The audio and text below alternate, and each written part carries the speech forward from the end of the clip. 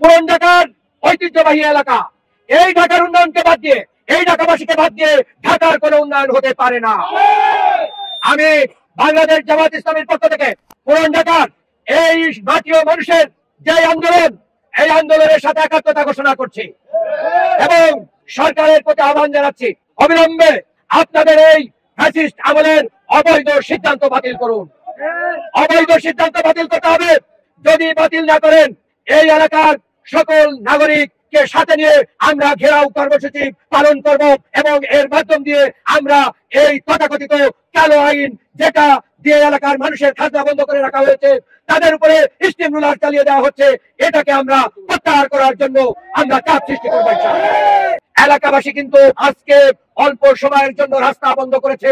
ভবিষ্যতে যদি আপনারা এটা প্রত্যাহার না করেন, আমরা একের পর এক কর্মসূচি দিয়ে আপনাদেরকে বাধ্য করবো ইনশাআল্লাহ।